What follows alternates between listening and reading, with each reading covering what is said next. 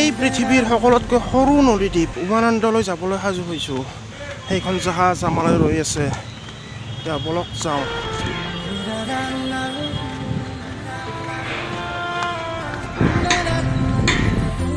সেইটো আছে ticket counter. বহুতজনে মোক মাতিছেও যে জাহাজখন বোলে যাবই, 5 মিনিট সময় আছে। টিকেটটো কাটি লওঁ ইয়াত। টিকেটটো কাটি লৈছোঁ। অহা যোৱাৰ কাৰণে 100 টকা লৈছে। বতাহ দি আছে, সুন্দৰ বতাহ দি আছে। এতিয়া সেইখন জাহাজত উঠিম। এইখন ইয়াত মানে কাঠৰ দলং বনাই দিছে। জাহাজলৈ যাবলৈ এইখন কাঠৰ দলং বনাই দিছে। এইফালে যাওঁ।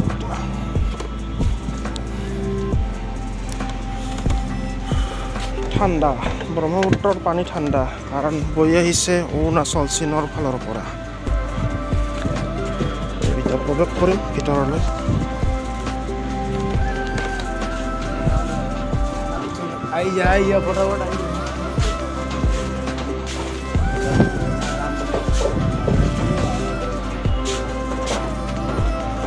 এতিয়া ইয়াত বহিব পাৰি, তলতো বহিব পাৰি।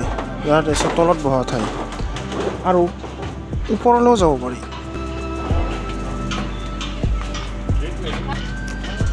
ওপৰলৈ গৈ চাওঁ। ওপৰৰ পৰা ভিউটো ভাল লাগিব। এনেকুৱা ওপৰতো চালি দিছে। 2 খলপীয়া এখন জাহাজ। ইয়াত পাইলটে বহিব, ইয়াত এইখন চলাব।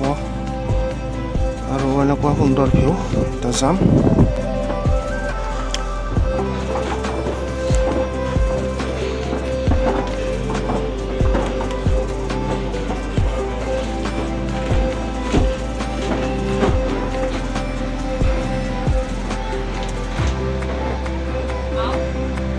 তেওঁলোকে আহি আছে সেইফালৰ পৰা।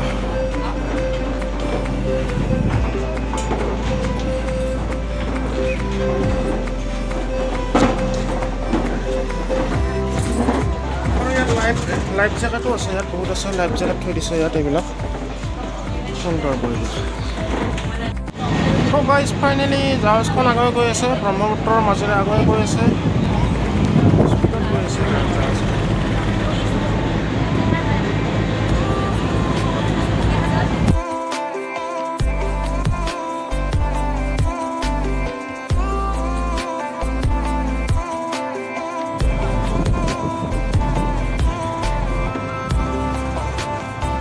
সেইটো দূৰৈত আমাৰ সন্মুখত উমানন্দ মন্দিৰ, উমানন্দ দ্বীপ। আৰু জাহাজখনৰ সন্মুখ ভাগৰ পৰিৱেশ এনেকুৱা। বহুতে চেলফি লৈ আছে, কিন্তু ৰিক্সি অলপ। মোবাইল যদি কিবা কৈ পানীত পৰি যায়, তেতিয়াহ'লেতো আৰু ৰিটাৰ্ণ পোৱা নাযাব। তেনেকুৱা অলপ ৰিক্স আছে। প্ৰাকৃতিক পৰিৱেশ অতি সুন্দৰ। লাহে লাহে কাষলৈ আহি আছে দ্বীপটো।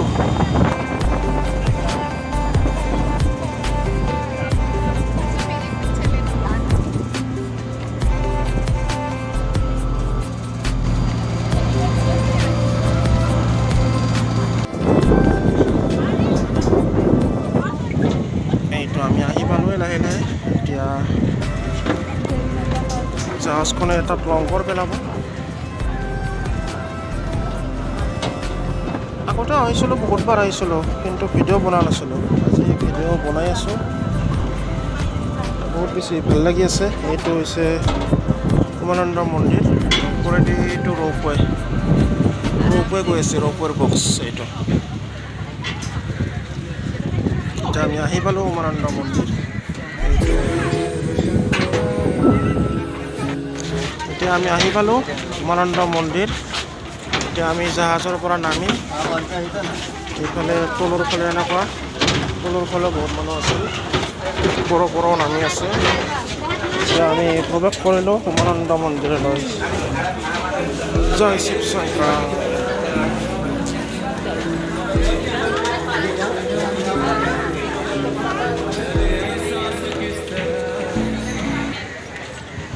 একবাৰ ইয়াত এটা ঢেকীয়াপতীয়া বাঘ এটাও ওলাইছিল, মানে শিলৰ ফাঁকত লুকাই আছিল।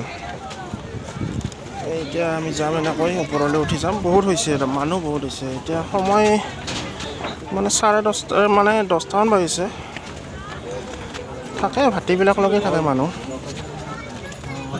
আৰু ইয়াত আছে এইবিলাক দোকান আছে এইবিলাক মালা আছে এইবিলাক দোকান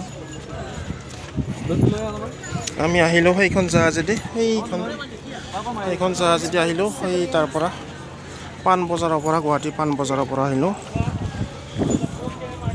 আৰু ইয়াত দোকান বহিছে সৰু সুৰা দোকান এখন লিখিছে উমানন্দ মন্দিৰলৈ স্বাগতম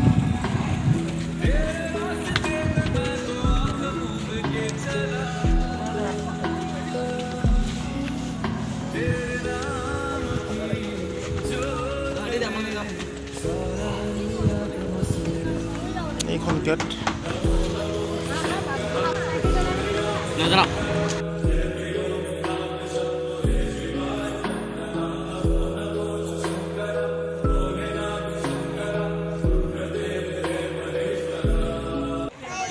এতিয়া চিৰি বগাই ওপৰলৈ উঠি যাম নাৰিকলো আছে ইয়াত নাৰিকল আনাৰস এইবিলাক ফল মূল বিক্ৰী কৰি আছে আহোঁতে খাম এইখন গেটখন ওম নমঃ শিৱায় ঐতিহাসিক ঠাই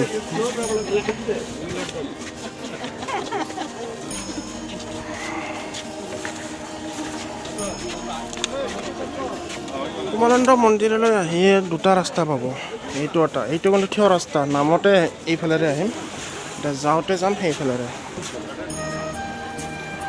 এইখন মানে লোহাৰে বানাই দিছে এইটো ৰাস্তা গ্ৰিল দিছে উমানন্দ মন্দিৰক ভস্মাঞ্চল পৰ্বত বুলিও জনা যায় ডাঙৰ ডাঙৰ গছ আছে এইটো বহুত ডাঙৰ গছ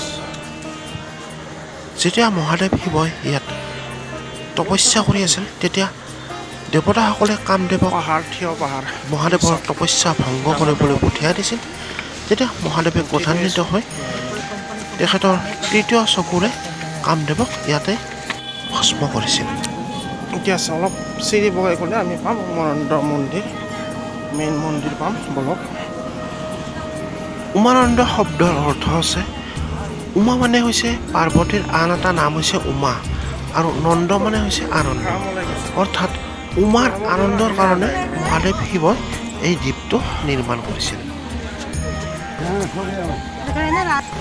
এইখন আছে বগা কালাৰৰ গেট ইয়াত বলক এইটো আমাৰ সন্মুখত উমানন্দ মন্দিৰ আৰু উমানন্দ মন্দিৰৰ সন্মুখতে আছে এইটো গণেশ মন্দিৰ প্ৰথমতে গণেশ পূজা কৰি ল'ব লাগিব তাৰপাছত আমি মন্দিৰ দৰ্শন কৰিম এইটো গণেশ মন্দিৰ আৰু এইটো হৈছে উমানন্দ মন্দিৰ এইটো ঐতিহাসিক সাক্ষ্য অনুসৰি আৰু এইখিনি সন্মুখৰ পৰিৱেশ 1694 চনত স্বৰ্গীয় গদাধৰ সিংহই ভাগৰ লাগিছে কিন্তু তামাম ভাগৰ লাগিছে এই মন্দিৰ নিৰ্মাণ কৰিবলৈ আদেশ দিছিল মানে ভিতৰত ফটো আৰু ভিডিঅ' এলাও নকৰে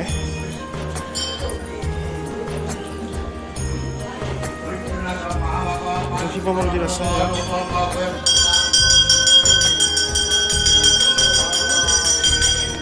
আৰু উমানন্দ মন্দিৰৰ কাষতে আছে এইটো মহাকাল মন্দিৰ এইটো আছে মহাকাল মন্দিৰ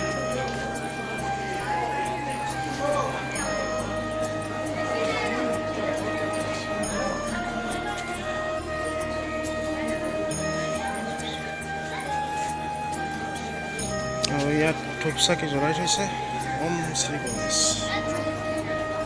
আৰু কাষতে এনেকুৱা ব্ৰহ্মপুত্ৰ নদী চাৰিওফালে আছে চাৰিওফালে ব্ৰহ্মপুত্ৰ নদী আৰু মাজত আছে এইটো দ্বীপ আপোনালোক আহোঁতেতো দেখুৱাইছিলে এনেকুৱা পৰিৱেশত আছে চাৰিওফালে এপাক ঘূৰিম সুন্দৰ পৰিৱেশ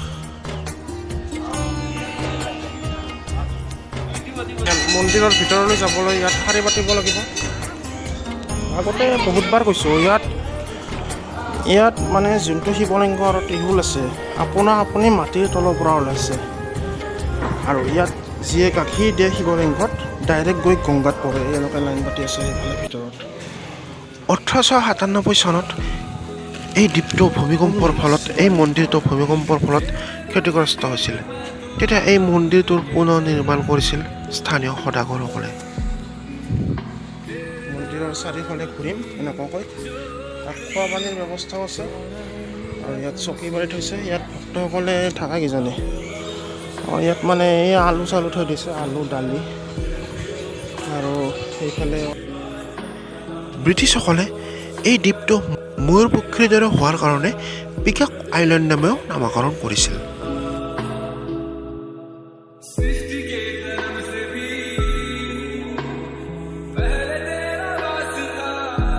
ভোগ গ্ৰহণ কৰিব পাৰি। দুপৰীয়া হ'লে ইয়াত খুৱাব, ভাত খুৱাব ইয়াত। তো ভিতৰৰ ফালে এবাৰ দেখাই দিছোঁ এনেকুৱা।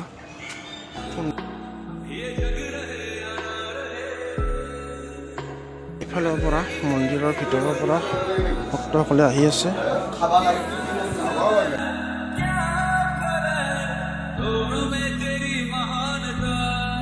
আৰু সেইফালে ৰান্ধনী ঘৰ সেইটো। আচ্ছা, কঁঠালৰ গছ, কঁঠাল লাগিব ধৰিছে।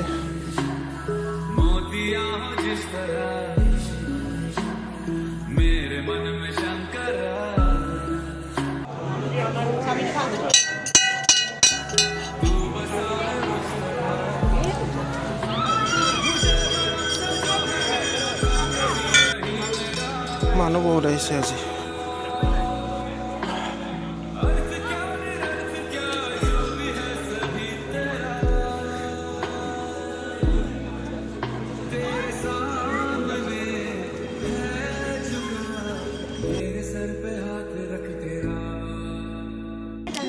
বহুত ভক্ত আহি আছে। আৰু এইটো মন্দিৰৰ কাষতে আৰু মন্দিৰ আছে। এইটো আছে হৰগুৰি মন্দিৰ, মহাদেৱ শিৱৰে মন্দিৰ আছে বহুতটা, আৰু হনুমান মন্দিৰো আছে অলপ আগত।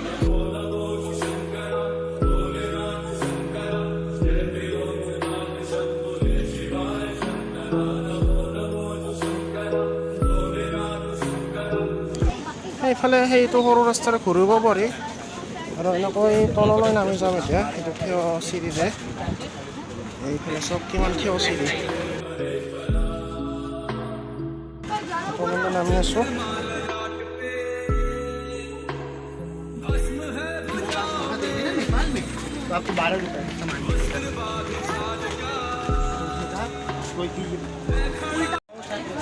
এতিয়া আমি আহি পাই গ'লোঁ, তলৰ ঠাইখিনি পাই গ'লোঁ। এতিয়া আমি জাহাজত উঠিম লাহে লাহে। কিন্তু তাৰে আগতে ইয়াত কিবা খাব লাগিব। ফল মূল ওলাইছে, কিবা আনাৰস, এইবিলাক অমিতা, এইবিলাক আছে।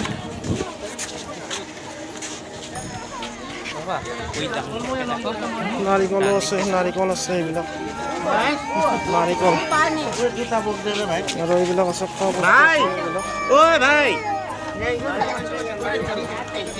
সুন্দৰ পৰিৱেশ, কিবা এটা খাব লাগিব।